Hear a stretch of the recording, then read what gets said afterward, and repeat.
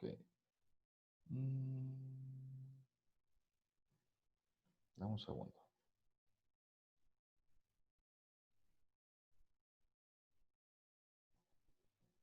A ver si pueden ver la página.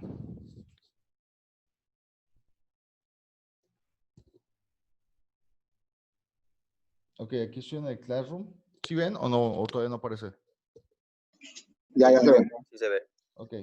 Fíjense, aquí ya les hice dos apartados, Matemáticas 1 y Aplicaciones Informáticas 1. Aquí en un ratito yo voy a hacer los materiales y aquí voy a poner las diapositivas de esta clase. Y ahorita que entremos a aplicaciones informáticas, pues también, ¿no? Y aquí van a estar. Obvio, también aquí cuando ya presentemos el examen, ya les diga, hey, ya están los exámenes ahí, ya están listos, se van a venir a Matemáticas 1, van a buscar el examen de Matemáticas 1 y ya luego Aplicaciones Informáticas 1 y también. ¿Sale? Bueno, vamos a... Perfecto. Perfecto, profe. Gracias. ¿Alguien sí me escucha? Sí, mándeme. Sí, lo que pasa es de que en la clase yo escuchaba mucho altibajo en su voz. Sí, es que Algunas, de repente es el micrófono. Es que me emociono y suelto el micrófono. Mira, espera. Ahí lo despeinado. Mira, traigo este micrófono chiquitito. Y de repente me emociono y lo suelto y ya se escucha un poquito menos. Pero ya, no me voy a emocionar tanto. de hecho, ahorita el trabajo no alcancé a escuchar qué es lo que encargó. Ah, ¿qué es lo que por eso lo escribí. Diagramas de Venn. Ah, te lo pongo otra vez. Vamos a ver. Ahí está. Ya lo tienes en pantalla. ¿Listo? Sí. No veo. ¿No ves? ¿Todavía no ves? Ya. ¿Ya? Muy bien. Okay. Bueno, se viene informática y está amplio el tema, ese sí está muy amplio. Qué bueno que los temas de matemáticas eran poquitos, no estaban tan gruesos a partir de ahorita. Listo.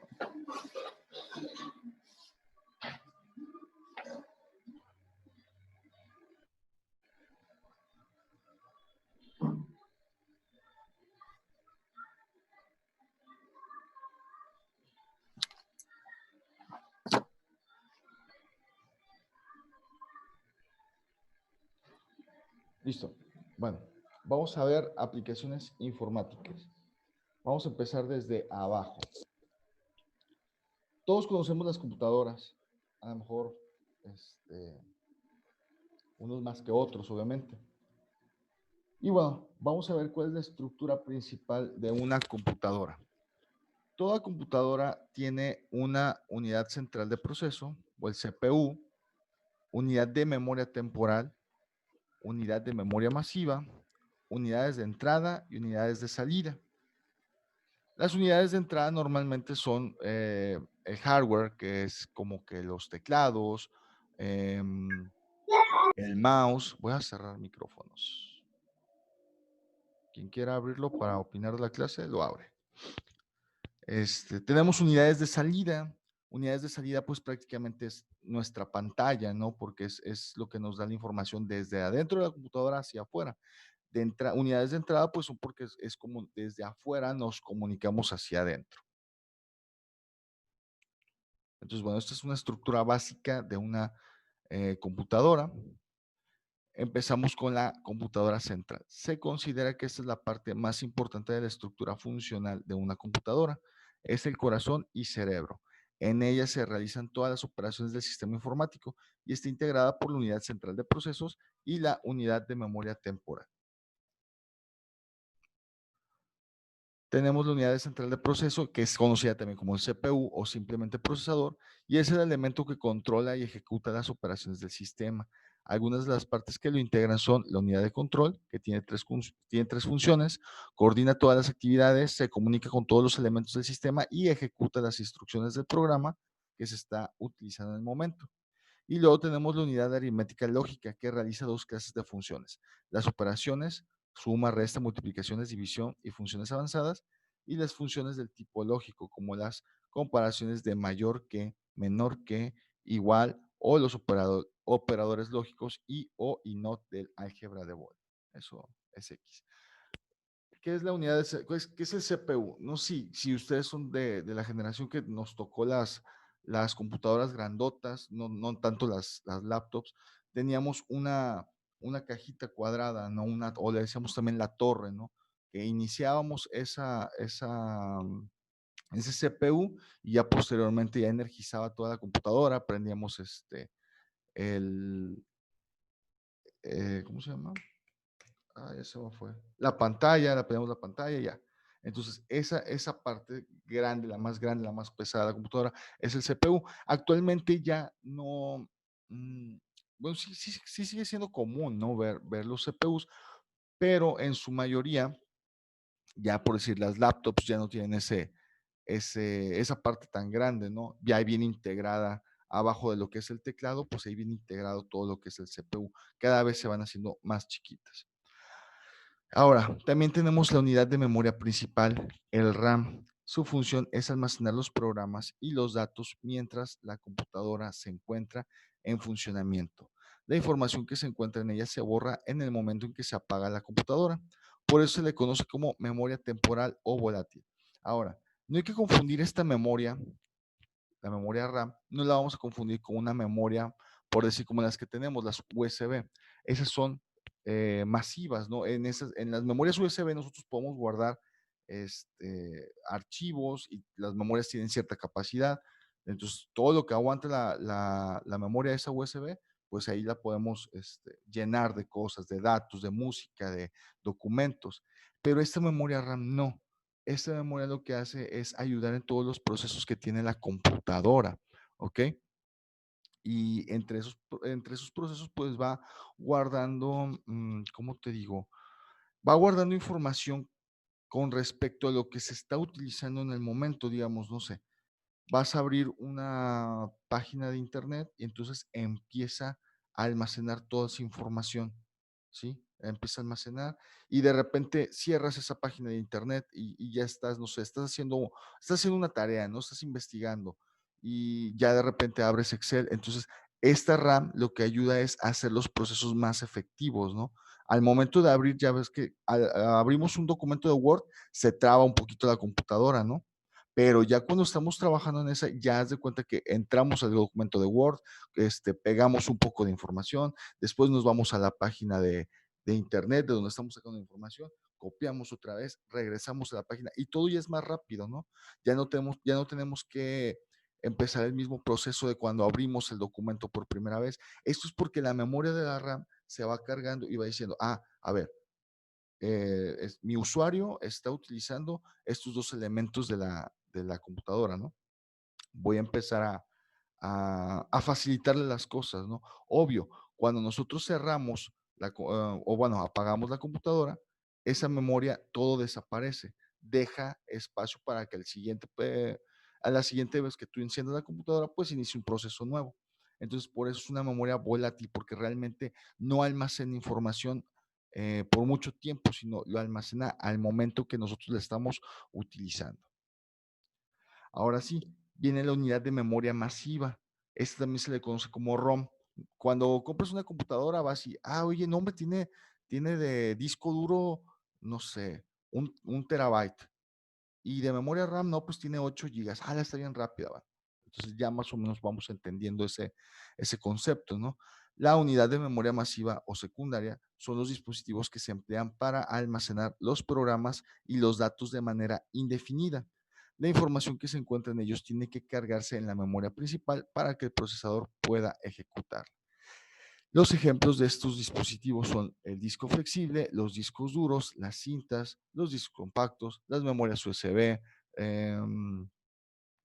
sí, las memorias pues ya más grandes, ¿no? Las de, no sé, 1 terabyte, todo eso. Y esta información, cada vez que la guardamos aquí en este tipo de memorias, no se debe de perder, digo, a menos de que se te dañe el disco, ¿no? O se te dañe la memoria, pero en sí, esta es una memoria súper enfocada al almacenamiento de datos o de archivos, programas, etcétera. Ahora, lo que hablábamos en un principio, ¿cuáles son las unidades de entrada? Esta es una parte del hardware que permite al desarrollador y al usuario introducir instrucciones a datos en la computadora, o datos en la computadora, perdón. Convierte la señal externa en un código especial o un código binario que puede procesar la computadora. Los ejemplos típicos son el teclado, el ratón o los digitalizadores, ¿okay? Los escáneres. Y bueno, todo esto es porque esas unidades de entrada es lo que nos permite, pues, darle nosotros información a la computadora. Es decir, en el teclado, si nosotros queremos buscar algo, queremos hacer una búsqueda en Google, queremos, no sé, incluso meter la contraseña para nuestra computadora, pues utilizamos esta unidad de entrada para nosotros comunicarnos desde acá afuera hacia adentro de la computadora. Ahora, las unidades de salida son los componentes de hardware que permiten a la computadora comunicarse con el mundo exterior. Muestran los resultados de los procesos realizados, sobre todo en el monitor y la impresora. También pudiéramos meter en esta categoría lo que son las bocinas, ¿ok? Nosotros si tenemos un dispositivo sin una bocina, realmente no podemos escuchar nada de lo que viene, de lo que nos está diciendo nuestro dispositivo, ¿no? Entonces, lo que ocupamos es estas bocinitas para que nosotros podamos escuchar qué es el proceso que se está llevando dentro de la computadora. Igual, si no tenemos pantalla en una computadora, pues haz de cuenta que no estamos viendo nada, no sabemos ni qué está haciendo, que si aplanamos una tecla, pues no sabemos si realmente estás ejecutando algún programa o estás ejecutando no sé, algún proceso. ¿Ok? Dispositivos de almacenamiento, bueno, son los dispositivos que permiten almacenar información, disco duro, memorias. Aquí tenemos un iPod, perdón, un iPod hace millones de años, las cámaras, etcétera.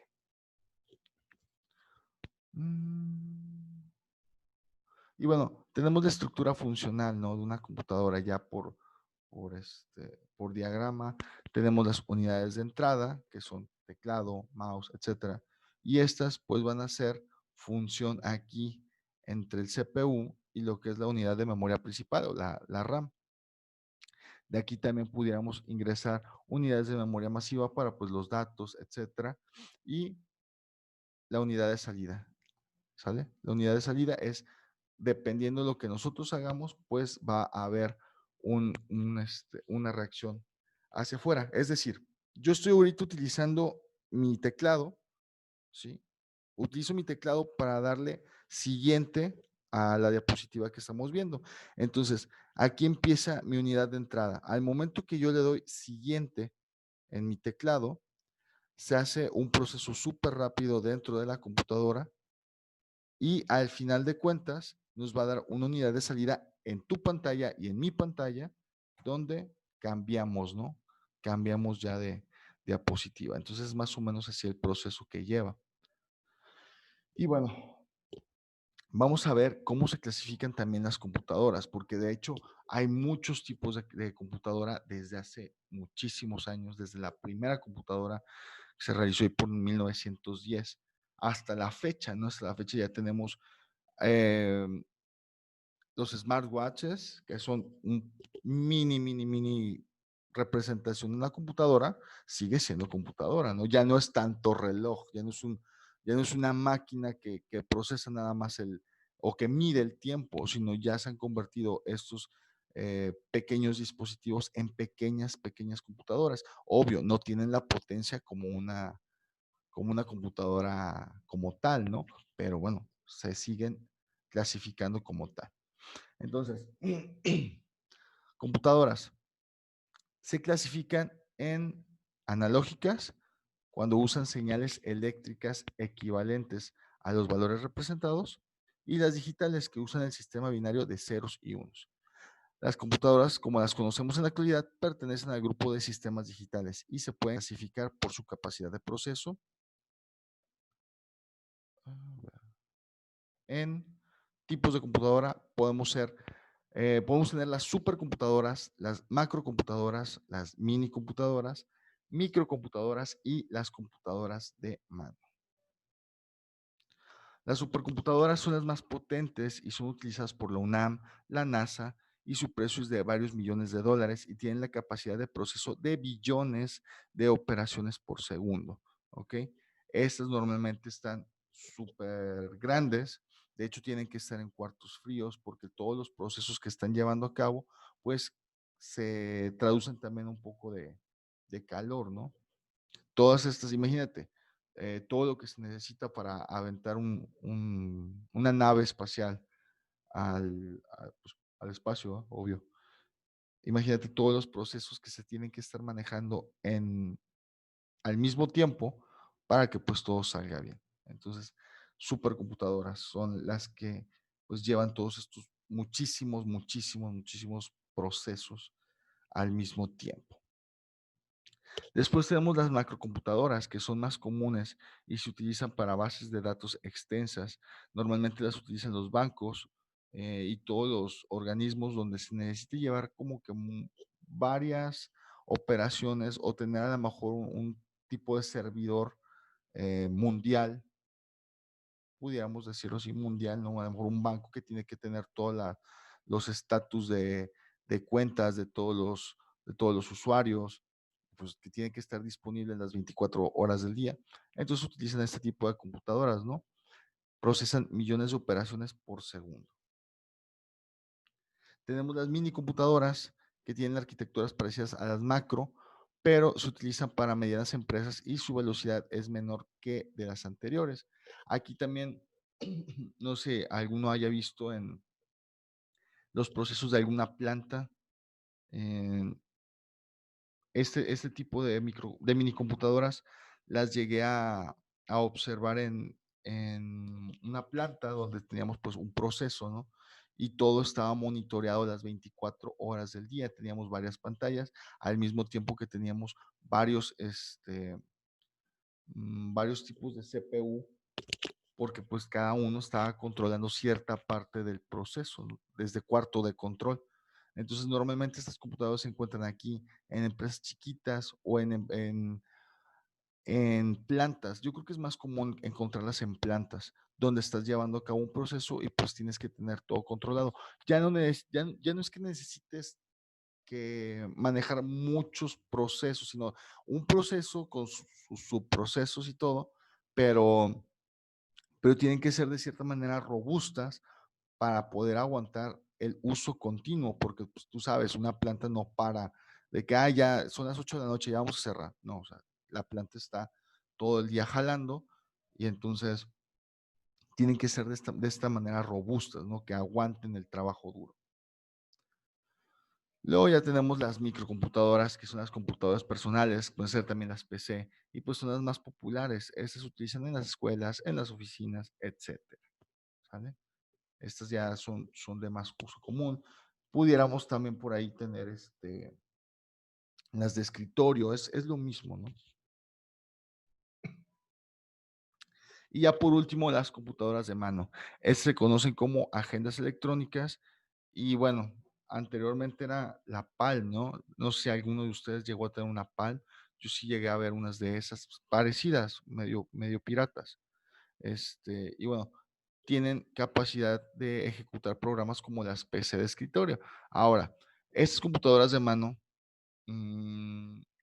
se pueden tomar como por decir las tablets, la, fíjate, los teléfonos pudieran ser una variación, ¿no? Porque el teléfono sigue siendo teléfono al momento de que nosotros nos podemos comunicar, ¿no? Entonces, que tiene una red móvil. Pero bueno, es muy similar a lo que son las computadoras de mano, porque tú sabes, ahorita ya en tu celular ya puedes hacer a lo mejor alguna presentación. Es un poco más difícil, ¿no? Pero sí puedes utilizarlo para muchas cosas. A lo mejor hay alguien de ustedes que está viéndome o que está viendo la clase a través de su celular, ¿no? Y ya, para mí eso ya es ser más computadora que celular, ¿eh? Un celular, los de antes, ¿no? Los Nokia, los ladrillitos. Eso era un celular. Los de ahorita tenemos celulares inteligentes que yo creo que pues son una representación de una computadora más chiquita. Y bueno, ya se nos va a acabar esta segunda sesión. Denme chance, denme 5 minutos para hacer las cosas bien, porque no sé por qué se nos cruzó por ahí las sesiones de Zoom. 5 minutos y ya les va a aparecer ahí en Classroom la nueva invitación, pero ya me voy a asegurar de que no haya donde se puedan escapar, ¿sale? Denme 5 minutos.